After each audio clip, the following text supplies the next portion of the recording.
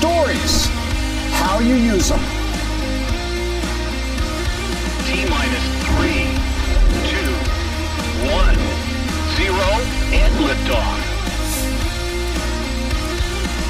Hello, hello, hello. Welcome to the Biz Doc podcast. As usual, Tom Ellsworth, the Biz Doc, and I am here with Kellyanne, the Swiss Army knife, pulling charts, looking things up while I talk. Here's what we got this week. We have got a great list, and everything's getting more expensive. I think everybody knows it's getting expensive. What we have is housing, and now concerts are more expensive. We're going to tell you how much more. Girl Scout cookies, those cute little Girl Scouts outside of Walmart selling you the Thin Mints and the Do-si-dos. They're more expensive. And college education, we're going to just show you just how much more you make after paying for the expensive college education. And then today, we have a special request from you. What's up with Apple in the headlines about slowing down, losing $350 billion? They didn't really lose it, but I'm going to show you where that number comes from. And we're going to dive into all of that on a special case study. What's up with Apple? For this week now, let's go to it. And the first we have, hello, Kellyanne. Hi, how are you? I am very, very well. How was your weekend? It was very busy, but very good. Thank you for asking. Are things more expensive in your world? They're always more expensive, and they just keep getting more and more expensive. There you go. We're going to talk about one first. Let's pull up the first chart. So COVID's over. We can go back to restaurants as of a year and a half ago. All these things going on, and now it's summertime. Let's just go and enjoy a concert and try to forget the economy and everything that's going on. And, oh, wait a minute.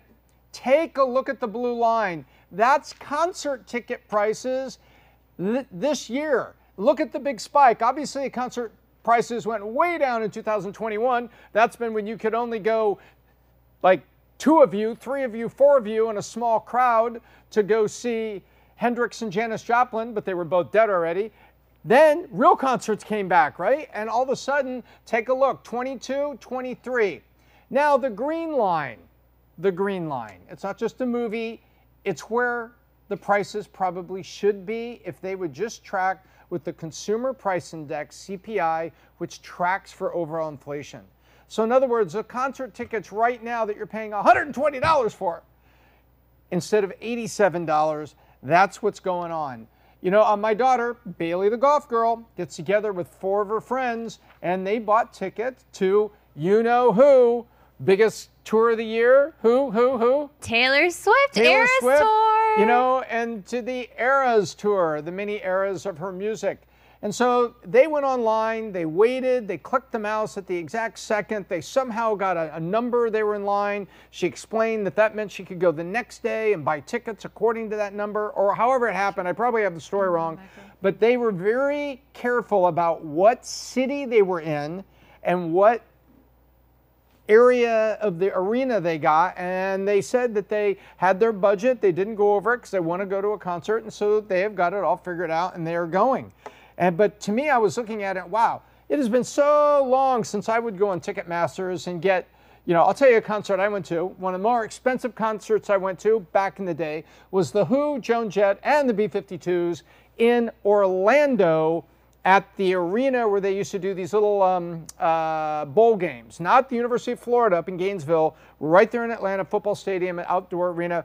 And I remember how expensive that was, but it wasn't complicated. I went to Ticketmaster, you did it on the phone, you did all that, and you got your tickets. And you saw what was left, or you went to a record store that had the computer there for Ticketmaster to tell you what's there. Nowadays, my goodness, you know, we're 30 years later from that, and a lot has happened along the way and everything, but my goodness, I can't believe how expensive they are. It's just crazy. Kellyanne, what is your experience? You got nieces, nephews, you got friends with kids. You know, I'm a little bit older than you are. What is the experience with you or with people you know in terms of concert going this summer? A lot of my friends, or my nieces and nephews rather, they can't afford tickets, and their parents are like, is this worth it? Is this particularly for Taylor Swift? A lot of them want to go to Taylor Swift, and they're even more expensive than regular tickets, and they're like, is the tour worth it? Is this the one thing I bring my kid to? So you have to kind of pick and choose. A lot of parents are having to struggle with picking and choosing which concerts or which events to splurge and bring their kids on because it's so expensive. And all my cousins have siblings. So if you bring one kid, you got to bring the rest of them. Wow. Well, not there. Bailey said, hey, can I go with these 3 friends? They're a really good group of friends. I trust them. I said, look, be careful when you go to these events. You know what's going on there, everything you have to do, have your phone, be ready, all that kind of stuff. What was very interesting is they were all very aware of it. They said, well, this is the only concert we're going to go to this summer. Bailey was fortunate, thanks to some help from some guy called the Biz Doc. She got herself an internship with a startup and was doing market analysis, market stats, doing real work over the course of the summer. And so she made a few dollars, not $30 an hour, but she was paid fair. And she says, look, you know what, I'm setting it aside. There's, we have a budget for back to school clothes, back to school sneakers, which apparently all sneakers now are on platforms. I don't know why that's necessary. But she dipped into her own budget and said, nope, this is all we're doing, and this is what it's going to be. We're going to go to Taylor Swift Eras with 3 of our friends, but this is the budget, and this is how we determined it. But I can't get over everybody saying, oh, it's too expensive, nobody's going. And then I hear Jacksonville sold out, Atlanta sold out. It's crazy. Everything is sold out. It's just amazing. Businesses today are facing a rough world. The stock market is in an angry mood, as is the economy. Banks are failing, inflation is never ending, and a looming recession threatens to wipe out stock value. That's bad for business, but even worse for retirement funds, especially if you're the one getting ready to retire. And to make things worse, the government is targeting those retirement funds, your 401ks and your IRAs, with heavy new taxes to pay for things like social justice agendas and federal deficits. The good news is that there is a way to help protect your financial future: investing in precious metals. American Hartford Gold will ship physical gold and silver directly to your door. Or they can set you up with a gold IRA, where you can invest in gold that shows up in your IRA. The gold IRA can shield your wealth from this economic meltdown, and the best part is this method is tax and penalty free. That's right. Analysts predict that gold is set to hit all-time highs. If you have retirement funds that you cannot afford to lose, now is the time to call a precious metal dealer. And here is the only precious metal dealer that I, the Biz Doc, currently trust: American Hartford Gold. They'll show you how to protect your savings and retirement accounts by diversifying your portfolio from stocks, mutual funds, and other things with physical gold and silver. With the finest products, fantastic customer service, and a buyback commitment, American Hartford Gold has earned a 5-star rating from thousands of reviews and an A+ from the Better Business Bureau. Tell them the Biz Doc sent you, and they'll give you up to $5,000 of free silver on your first order. Click the link in the description below or call 866-535-0767. Again, on your screen, 866-535-0767, or just text BIZ, B-I-Z, to 65532. Well, we go from the big girls to the cute little girls, and I mean that in a positive way. The Girl Scouts of America. Great organization where girls get together, learn the skills about a variety of things of life and camaraderie and things like that. And also, once a year as a fundraiser, as we all know, it's Girl Scout cookie time. So take a look at this. You know what? It's not a concert, it's just cookies, but please pay attention. This goes back to 1933. So this is a 90-year graph, probably the longest running graph in the Biz Doc archive. Yes. And this is the boxes of cookies are $6. Now take a look. In 1983, they were $1.50. 1981, they were $1.50, and now they'll be $6. So they've only doubled to $3 and then doubled to $6. It's not what's happened to concert tickets, but now it used to be $20. Give it to the Girl Scout outside Walmart or Costco or someplace. And they're out there in their uniform. Hey, we're troop number 104, and we're from this city and this town, and this is what we're doing. My name is Megan, and I said, you got Thin Mints? She goes, do I have Thin Mints? How many do you want? And I'm like, I would give them a $20 bill and get like 4 boxes, and then you go freeze them, because a frozen Thin Mint with ice cream, can't beat it. That's it. That's number one, my treat, my indulgent. But the Girl Scout cookies are actually going up. So were you a Girl Scout, Kellyanne? Were you ever a Girl Scout? I was not a Girl Scout. So were you helping friends that were Girl Scouts when it came time to be the pushers of delicious cookies? Oh, yes. I enabled all my pusher cousins. They all had Girl Scout. They were all Girl Scouts, especially my closest two cousins, Katie and Kimmy, and they always were selling boxes, and if they couldn't sell the rest of them, me and my dad would buy the last ones. The Really? Samoas are my favorite. Yeah, I wonder if there's like a cookie arbitrage that you could do, that you could basically, with the Girl Scouts, if you could, you know, you buy out their cookies, create a shortage, you sell them for $10 a box or something. But anyway, I don't know. But everything's up. Everything's up, and there's a lot of sugar in those cookies, and sugar's a commodity just like everything that is up. So now the question is, how do you afford all that? See, all this is tied together this week. We tried to tie it all together. So how do you afford it? With your weekly salary. What does your weekly salary look like? Well, last couple of weeks, we've been talking about college education. And college education and you know, how expensive the degrees were. And a couple of weeks ago, we talked about which degrees not to get because it could be so god-awful expensive, and then you'd be able to do nothing with it. Like you get a degree in European art history, right? You know, and I'm sure it's important and somebody needs to know about it, but it's almost like we only need one kid to study European art history so they can be the professor for the next 30 years at that school and teach all the other, you know, idiots that come in to study European art history. Correct. So it's like, sorry to be cynical. No, I'm not sorry. I'm not sorry at all. Not sorry at all. But let's take a look at this. Let's be serious now. Take a look at median earnings. 2022, the Bureau of Labor says they completed, and by the way, if it took me 9 months of the following year to get a report completed, I would have got fired from most of my early jobs. But nonetheless, the Bureau of Labor Statistics has finally finished the 2022, excuse me, wouldn't be surprising if it was 2021, but they have finally finished the 2022 salary survey by level of education for these United States. Amen. And check this out. On a national level, you make about $51,000 a year. That would be $1,100 a week, 52 weeks in a year, $1,100 a week, that's 52, 53,000, something in there. Now, if you have less than a high school diploma, like a GED, dropped off, joined the military, $682 a week. High school diploma, $853 a week. So in other words, it doesn't cost anything to finish high school. If you're going to a public school, finish public school and you make another $200 a week on average compared to all of your other friends.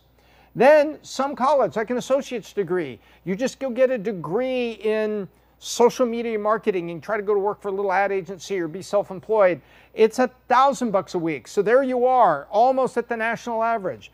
Then if you go ahead and get the bachelor's degree, you're above the national average. But wait, go back and look at the case study a couple weeks ago where Kelly and Ann and I talked about what degrees you get and what degrees you don't. And it doesn't have to all be STEM, but it certainly helps if you get a degree that is directly useful and correlated to your job. European art history, not so much. But you need a STEM degree or maybe a business administration degree in marketing, and then you go maybe be a manager at that ad agency running social media. Boom, $1,400 a week. So now you're up over $62,000, $63,000. And then you get an advanced degree like a master's if you're lucky. And again, stay away from that European art history. And it's not that I'm against European art. Just the point is it has a history. Buy a book, use the internet if you need it, but why the hell would you study it for 4 years to go do what? Do you think having an art history degree puts you back at the high school level salary median? That would be earnings? interesting to find out that those with a 4-year degree in something I almost said ridiculous. In something ridiculous, you know, goes back. So you're having cocktails at somebody's, you know, somebody's kid's getting married and you're having a little cocktail there at the reception. How's your daughter doing? Well, she studied European art history. Well, really, what happened with that? She's making 40 grand a year working as a clerk down at DMV. Oh, well, that worked out. Yeah. That worked out. Yeah. Wait, you told me you weren't going to have student loans. You paid for all that, right? What'd you pay for that? Yeah, 180 grand. Really? Wow, good investment. What's the ROI on that? You know, pretty bad. There is none. But the point is here. The point is here. College education still matter. But if you want to avoid the student loan cycle, you know, there are state colleges that are still pretty good. And there are degrees that you can get: business administration, management. If you just don't know what to do and you get a basic business administration management degree and your friend has 3 dry cleaners and you could just go help manage them, you're going to be so much better off than studying something that is just not applicable.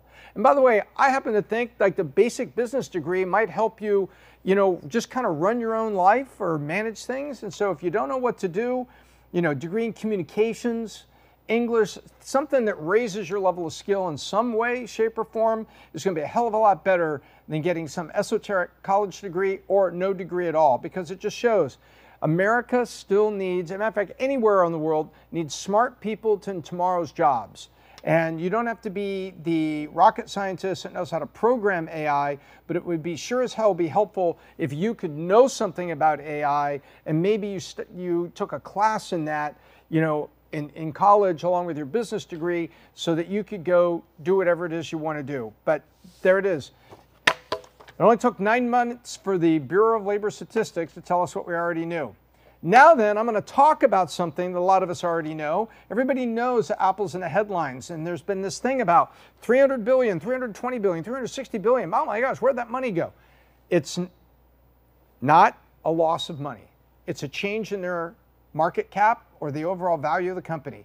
And I'm going to tell you all about it and what's up on this week's case study. What's with the headlines in Apple? Where are they facing headwinds? Where are they going? And we're going to go take a look at it. And I'm going to grab my Vault. And if you want Vault, you can get a case of them right over there at Amazon. Black cherry, watermelon, cucumber mint, or this one, coconut. And you can go get a case of them. Try it for yourself. It's time to unlock your brain with Vault. And right now I'm going to see if I can unlock your brain and show us something that's going on with Apple. Let's go to Studio B.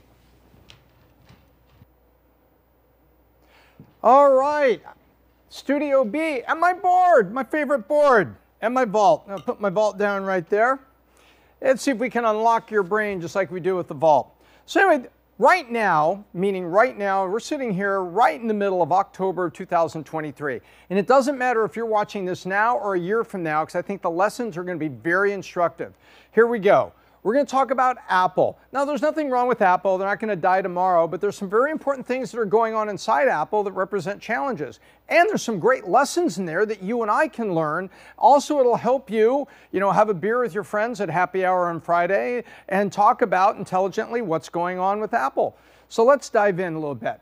We got some headlines going on. What are those headlines? Well, people are out there talking about headwinds. I saw Wall Street Journal. Apple faces headwinds. Well, what does that mean? It's windy. It means they're going slower than they want to in the wind. Okay, well, let's see what's causing that.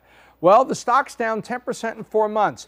They were over a $300 billion drop, which goes off the $3 trillion valuation they had. So in other words, they've lost, I don't know how many Twitters that is, like 5 Twitters they've lost or something, 6 Twitters, probably more like 8 Twitters when you add it up. Nonetheless, it went down. That's a hell of a lot of value to drop. Why is it? Well, sales are down. 4 quarters of negative growth. That doesn't mean negative sales. That just means sales are growing differently than they were before. Let's take a look. You can see that Apple, this is the percent growth in sales. And sometimes they were growing 40, 50, 60% was their growth over prior year or even prior quarter. And all of a sudden down here, so here's 2019, here's COVID, and here's all that madness that happens around COVID. Wow, we come out of COVID and things are going good. And now take a look. And in a couple short weeks, in early November 2023, they're probably going to announce that sales are flat or down year over year, which means this is the first time that they've had 4 quarters down since 2022, way back here. And some of you who are 21 years old watching this, you were barely born or not quite born at that point.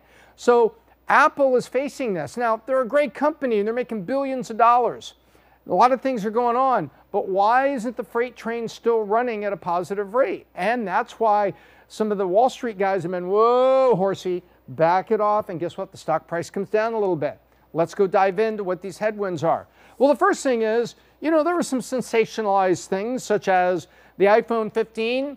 The sales were kind of cold, but the iPhone 15 was hot. so hot that it was burning people. It was smoking hot. And some people say, well, it's the curry, because now some of those are made in India. Bad joke.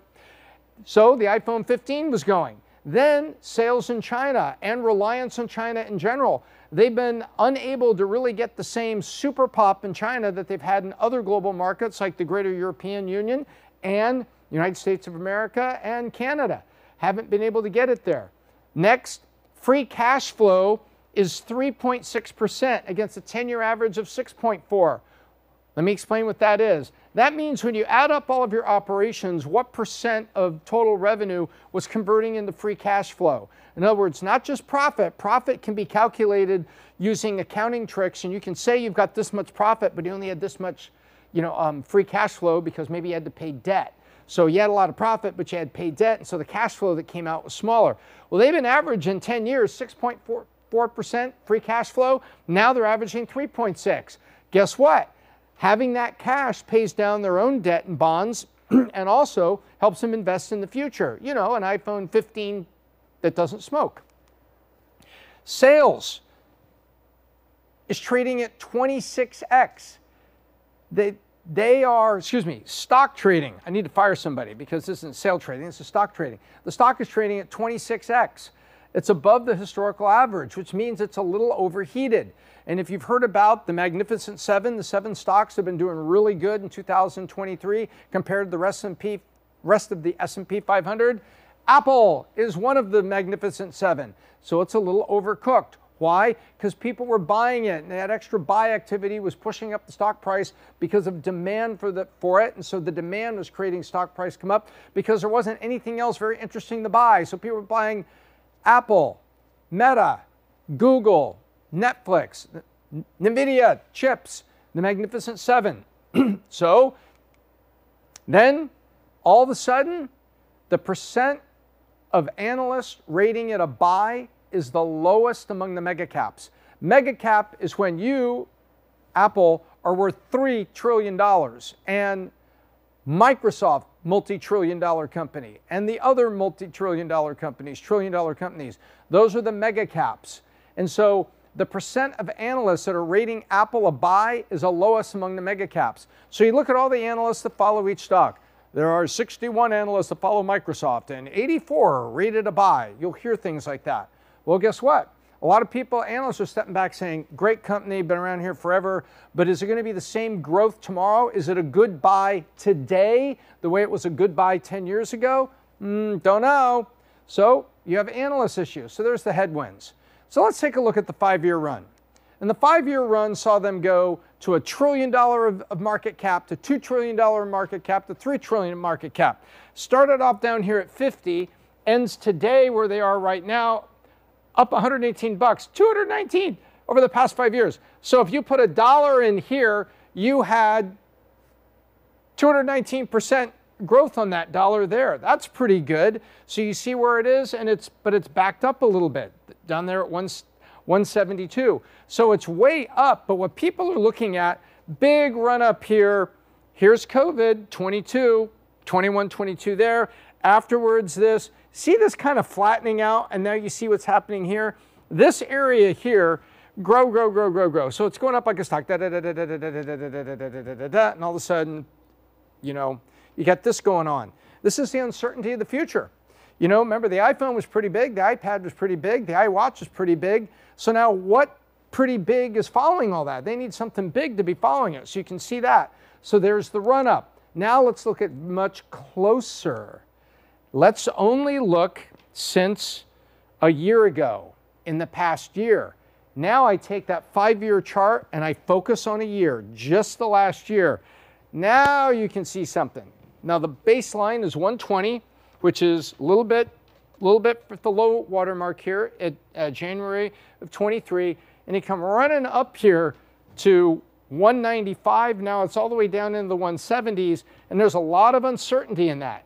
So that is a momentum change for sure, because this is August, September, October. This is 3 months, not 3 days in the stock market. It's not, hey, interest rates are up and the stock's down for a minute. No, this is a little bit of a trend forming. Are they going to pop back when they announce in November? Don't know, but they've got a lot of things that are pushing back on them. So now you can see what's going on. So the big question everybody's asking, okay, well, that's all the things that aren't happening, but what about the new thing? Well, Vision Pro, those aren't running out the doors. That's not happening. Then the Apple Card future. Biz Doc did a case study on Goldman Sachs and the Apple Card showing what an adventure that was. It wasn't all that it was cracked up to be. Still, you have 6 million people in America that have the Apple Card, but there's a lot of question marks about the future. Then you move to Apple TV programming.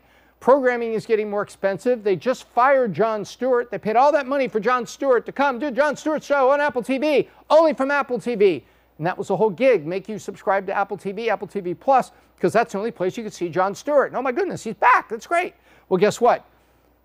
Didn't go so well. And Jon Stewart was talking about China. Whoops, it's where we make iPhones. And talking about China negatively. Whoops, it's where we're trying to get a market going. And they were talking about a lot of other things that really wasn't going so well. And so suddenly, you know, Apple's like, okay, we can't have this guy on Apple TV that we pay to be here doing all this stuff. You're fired. So Jon Stewart's off. So that just shows you how hard it can be if you're Apple, where you're a manufacturer, you're trying to do all these things, you're also trying to be a programmer. Then Apple TV subscribers, it's not going like a freight train. So where's the new thing? Now, I'm not criticizing Apple for doing any of these things. You know why? This is a sign of a company that's looking for the next big thing. They could drive what's going on, but it's a company that hasn't found the Apple Watch, hasn't found the iPad back in the day. And as a matter of fact, today, people are talking about, man, iPads are, with the iPhone Plus, the big size that they have now, I hardly use my iPad anymore, to be honest with you. And I wait till I get to work and I got my laptop with multiple screens and everything, sit at my desk, and the rest of the time, it is so good. People have made apps so convenient to use, even though you're on a small screen. Why do I need to have an iPad? I don't. So personally, I don't. And I'm not saying throw yours out a window. I'm just saying, you know, suddenly the gap from phone to laptop, when do I use the iPad? So there's the next new thing, having issues. So now let's look at lessons for you and me. Is Apple going away? Apple's not going anywhere. Apple is here to stay, and they're going to be making phones, and they're going to get the iPhone 15 to stop cooking your pocket and cooking your purse. All that's going to happen. But the real question is, what's next and where do they go? Let's look at lessons for you and me, because you don't have to be a 25-year-old company or even a 5-year-old company to apply some of these lessons in what you do. Whether you have a t-shirt company in Berlin or you're running a little technology startup in Silicon Valley, there are lessons here. The first lesson is writing product success is fine. You're supposed to bet on your hits. But denial's a powerful drug, and you need to trust your data, such as Apple TV not making money, such as the Apple Card having challenges with Goldman Sachs. Don't get in denial. Always chase data. Ride your success. Bet on your hits, but trust the data when it tells you maybe the customer feels like the product's a little old, needs to be refurbished, you need to add some features, or a competitive product has come out. Remember, there was Uber, then there was Lyft. So there's a million examples I could give you of things like that where people are going to come out and do that to you. Software or anything you do. Next, plan and invest in the future. First of all, make a profit of what you're doing and then plan your future and think about it, because you can't ride this thing forever. There's many, many product companies out there that tried to ride something forever and found them in a future where suddenly nobody wanted it anymore. Although if you did brand surveys, the brand had very positive attraction.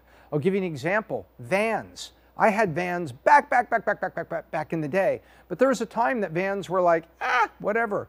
Vans have kind of made a comeback. Why? They put some effort and money in investing into style, what people want. And yes, they even made the retro shoes with some colors and a little bit of changes on them to kind of bring them forward a bit.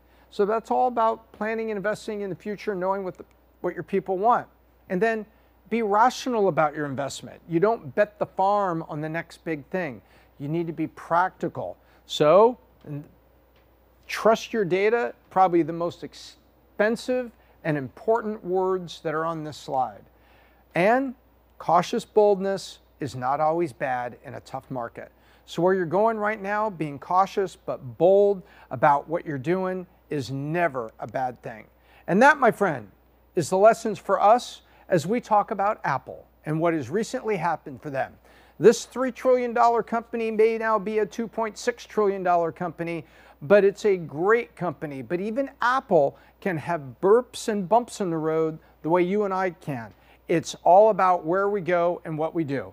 Now, we're going to go back to the main studio, and I'm going to grab my vault, and we're going to go wrap up. All right, I hope you enjoyed that. Apple's not going anywhere. Again, over $2.5 trillion of value. They were at $3 trillion. I hope that was informative. It kind of shows you how things that go on at Apple can be applicable for you and me in terms of lessons to apply to our businesses. And if you like that case study, you can check out these case studies here that are on screen. You can click on them from the Biz Doc archive so you can learn other things that might be applicable to your business. As I said before, if you like the vault, I left my vault drink in Studio B, but you can go get yours on Amazon. Black cherry, cucumber mint, watermelon, and coconut. Go check them out at Amazon. Get yourself some Unlock Your Brain. I hope I unlocked your brain today with this case study and with the podcast today. And until next time, I'm Tom Mills with the Biz Doc, and I hope I left you better than I found you. Hey, before I forget, many people want to know, how do I ask you a question, Biz Doc? How do I ask Patrick Bet-David a question? Well, you can leave a comment down below and you can subscribe. You can also download Minect. Minect was built by Valuetainment, and it is, do you have a minute? Let's connect. With Minect, you can connect with experts or even the Biz Doc and ask a question. I'll give you a text answer. I'll send you a video of me giving you an answer, or you could set up a one-on-one. Ask me a question about your business, about something that's going on. Happy to help you. Or look at all of the rest of the experts that are on Minect, including Patrick Bet-David and a host of others. So where do you get Minect? It's available for iOS and Android. Just download from the App Store, and that's where you can get it. Connect with us on Minect. We look forward to answering your question.